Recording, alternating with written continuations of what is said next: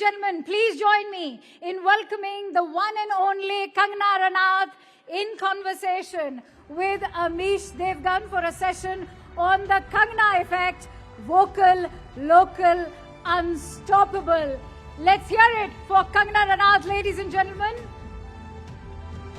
The session's going to be called Vocal, Local and Unstoppable. Let's find out how unstoppable is Kangana Ranaut. Welcome to the stage, Kangana. The stage is all yours, Amish. Thank you so much. जोरदार तालियों के साथ अभिनंदन करिए member of parliament, film maker, writer, actor Kangana Ranaut का। कंगना जी, अभिनंदन है आपका। बहुत धन्यवाद sir. Thank you for this very exciting and very kind introduction. Good evening everyone. तो सभी सवाल पूछ सकता हूं मैं, मतलब आज खुलकर धुरंधर तरीके से। आपको किसी की परमिशन की जरूरत है? I don't think so. देखिए, आप देश की राइजिंग पॉलिटिशियन हैं, वेल एस्टैब्लिश्ड एक्ट्रेस हैं। आपका राइजिंग भारत समिट में एक बार फिर स्वागत है। आप एक बार पहले भी आई थी, तब आप मेंबर ऑफ पार्लियामेंट नहीं थी, एक्ट्रेस थी। तो कैसा महसूस हो रहा है राइजिंग के मंच पर, न्यूज 18 नेटवर्क पर दोबारा आकर? मुझे बहुत अच्छा लग रहा है, क्योंकि राइजिंग भारत, राइजिंग इंडिया से आपने, जब मैं पिछली बार आई थी तो राइजिंग इंडिया था, अब राइजिंग भारत है। तो हम तो हिंदी भाषी है और हिंदी को लेकर हमेशा से ही बहुत हम लोगों का एक भावना अलग जुड़ी है। तो राइजिंग भारत देखकर जिस दिशा में भारत जा रहा है और आत्मनिर्भर के साथ आत्मसम्मान भी जो भारत दिखा रहा है, तो नेचुरली हमें तो बहुत खुशी होती है। अच्छा, मेरा अगला सवाल आपसे ये है कि फिल्म इंडस्ट्री की आप क्वीन हैं, मंडी की एक young dynamic member of parliament हैं। कौन सा किरदार आपको ज्यादा चैलेंजिंग लगता है? आपको लगता है इसमें ज्यादा चैलेंज है, एज अ एक्टर या as a member of parliament? Amish ji, देखिए, जो काम आता है वो आसान लगता है और जो काम नहीं आता है वो मुश्किल लगता है। तो कौन सा नहीं आता है? नेचुरली अभी तो मैं सीख ही रही हूँ। जब मैं 16 साल की उम्र में जब मैंने फिल्मों में काम शुरू किया था, तो मेरा डायरेक्टर मुझे बिल्कुल एक्सपेक्टेड होके आके कहता था, तुम्हें कितनी बार कहा है कैमरा उधर है, तो तुम उधर डायलॉग क्यों बोल रही हो, फेस उधर क्यों रहता है तुम्हारा? तो मुझे ये पता नहीं होता था कि कैमरा की तरफ देख के, क्योंकि आई वाज फ्रॉम स्टेज, तो वो दुनिया से लेकर आज मैं एक फिल्म मेकर हूँ, एक प्रोड्यूसर हूँ, तो कोई भी चीज जो है वो सीख कर आती है। अब मैं ये सोचूं कि मैं पॉलिटिशियन बन गई या अब मैं राजनीति में आ गई, ये ऐसा नहीं होता है। हर चीज में आपको एक स्किल होती है, एक तजुर्बा होता है और वो चीज आपको अर्न करनी पड़ती है। अब मैं खुद को कहूँ कि मैं लीडर बन गई वर्सेस लोग कहें कि ये लीडर बन गई, तो अलग बातें हैं। अब तो लोग कहते होंगे, आपने बोला कि अभी आप सीख रही हैं, तो मैं जानना चाहता हूं कि संसद में तो कई सारे लोग हैं, चिराग पासवान भी संसद में हैं, उनसे सीख रही हैं या राहुल गांधी से सीख रही हैं? ज्यादा सीखना किससे हो रहा है पार्लियामेंट में? देखिए, अगर आपको सीखना है तो आप बेस्ट से सीखिए और हम नरेंद्र मोदी जी से सीख रहे हैं। तो राहुल गांधी से कुछ नहीं सीख पा रही हैं आप? बोलते तो वो भी हैं। उनसे भी सीखते हैं, उनसे हम ये सीखते हैं कि क्या नहीं करना है, कैसे नहीं बनना है। जी, मेरा अगला सवाल है कि आप से ऐसे वक्त में बातचीत हो रही है जब इस देश में एक एआई समिट हुआ और इसी कालखंड में भारत मंडपम में ही कांग्रेस के, यूथ कांग्रेस के कुछ ऑफिस बियर्स ने शर्टलेस प्रदर्शन किया। क्या आप सोचती हैं इसको लेकर? एक आई थिंक कि पूरी एक तरह से शर्मसार कर देने वाली बात है और निंदनीय है। उसकी जितनी निंदा की जाए उतना कम है। और उसके ऊपर राहुल गांधी जी ने इसकी जो है एक पूरी तरह से कहा है कि बब्बर शेर जो भी उन्होंने बोला, ये मेरे बब्बर शेर बताइए फिर। तो आई थिंक कहीं ना कहीं he has lost his mind. He has lost his mind. Why you? Naturally, अरे आप कमाल करते हैं अमित जी। आप ये देखिए कि इस तरह से कपड़े उतारना, ऐसे नंगन हो जाना। और मुझे ऑनेस्टली अगर आप मुझसे पूछे, आजादी के बाद महात्मा गांधी जी ने कहा था कि कांग्रेस को अब डिसॉल्व कर देना चाहिए। उसका जो पर्पस है, उसका जो मायने है, वो कांग्रेस को डिसॉल्व कर देना चाहिए। सुनिए ना, आप मेरी बातों पे आपका ध्यान ही नहीं। आपका ध्यान है कि मैं अगला प्रश्न क्या पूछूं? नहीं, मेरा ध्यान है, आपने बोला कि कांग्रेस को डिसॉल्व कर देना चाहिए। कांग्रेस को डिसॉल्व कर देना चाहिए। अमीश जी, आप प्लीज, महात्मा गांधी जी ने कहा था, लेकिन नेहरू जी ने उनकी बात नहीं सुनी। जी, तो अब मुझे लगता है राहुल गांधी जी उनका जो है सपना पूरा कर रहे हैं कि पूरी तरह से कांग्रेस को नष्ट कैसे करना है, ये राहुल गांधी जी कर रहे हैं। जी, अब आपके एक मेंबर ऑफ पार्लियामेंट है, कैबिनेट मंत्री भी हैं गिरिराज सिंह, वो कहते हैं हमें डर लगने लग गया कहीं राहुल जी बंडी और किसी और ड्रेस में किसी दिन संसद ना आ जाए। संसद में उनका जो बिहेवियर है वो किसी मवाली या टपोरी जो होते उस टाइप का उनका बिहेवियर है राहुल गांधी का। यस, आपने देखा होगा कैसे वो बीजेपी के नेताओं को बोलते हैं आजा मेरे साथ, आजा आजा इंटरव्यू कर मेरे साथ, इस तरह से वो बात करते हैं। और संसद में जाकर भी वो जितना भी हो सके, चाहे वो पोस्टर्स लगाना, चाहे वो हुटिंग करना, चाहे वो दूसरे महिलाओं को आगे कर कर पीएमजी की सीट रोकना, इस तरह के वो काम करते हैं।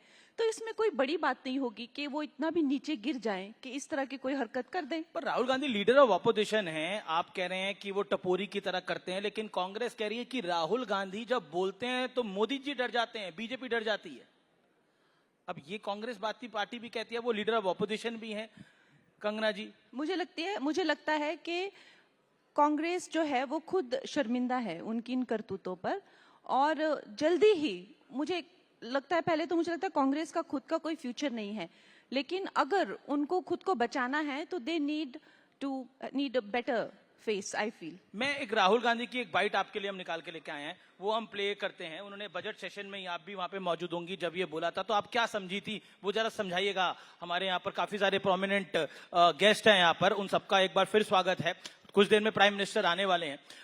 Let's play Rahul Gandhi is bite. शुरुआत ग्रिप से होती है सर, और लक्ष्य होता है चोक में जाए, कि पहले ग्रिप ली, दूसरी ग्रिप ली, और फिर एकदम चोक में जाए। चोक में गया और पकड़ लिया, और चोक का फोकस गला होता है।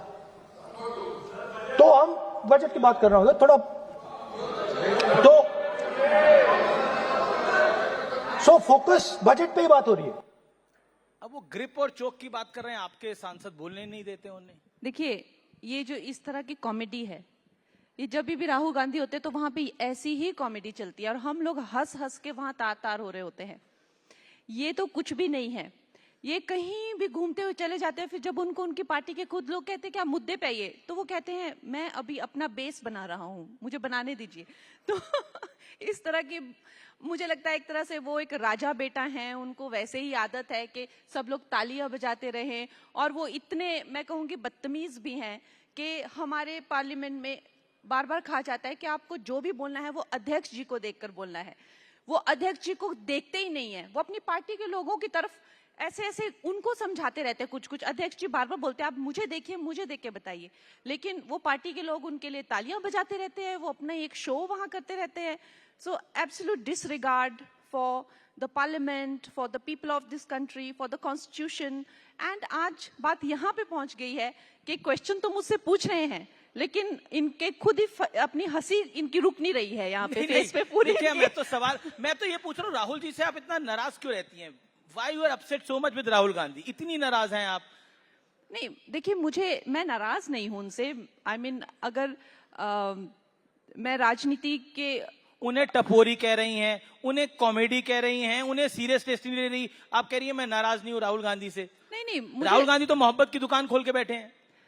आई थिंक राहुल गांधी जो हैं वो इस देश के लिए बहुत बड़ा खतरा है, क्योंकि वो बेवकूफ हैं, वो तो हैं ही, क्योंकि वो बाहर जाकर हमारे देश के बारे में, हमारे देश की डेमोक्रेसी के बारे में जिस तरह की बातें करते हैं, जिस तरह से वो इंटरनेशनली भी हमारे देश को, हमारे इकोनॉमी को सबटाज करने की कोशिश करते हैं, जिस तरह से वो ऐसी ऐसी शक्तियों के हाथों एक कठपुतली बन गए हैं जो कि हमारे देश को तबाह करना चाहते हैं, तो कॉमेडी या इस तरह की बात अलग होती है।